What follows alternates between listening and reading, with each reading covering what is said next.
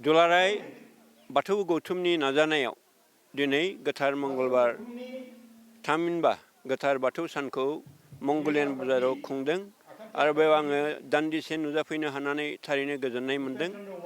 इयुनाव बे दुलाराय बाथौ गौथुमनि नाजानायावनो बे धोरोमखौ आरोबाव साबसिन हामसिनै फोसाबनो फेहेरनो हाथों आं बेखौ आफा बोराइ बाथौनि खाथियाव आर'ज गाबबाय।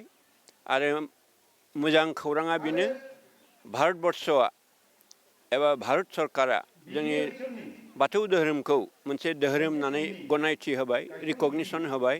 बे रिकगनिसन होनाय बादियै जाहाथे जोंनि दुलाराय बाथौ सिबियारिया एबा गुबुन धोरोम सिबियारिया बर'फ्रा जाहाथे बाथौइज्म लिरनाय सर'खौ लायो, अर्थात सेन्सास खालामोब्ला आंनि धोरोमा बाथौ एबा बाथौइज्म होननानै फोरमायथिनानै लानो हायो, बेखौ जाहाथे बावा बेनि थाखाय आं खावलायो।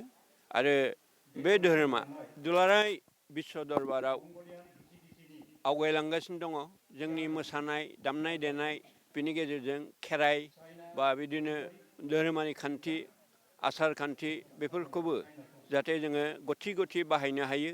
फोसाबनायनि नोजोरजों जोङो बाथौ धोरोमखौ गोख्रोङै आरो दाफामबावनानै लानो हायो आं बेखौ मिजिंथिबाय।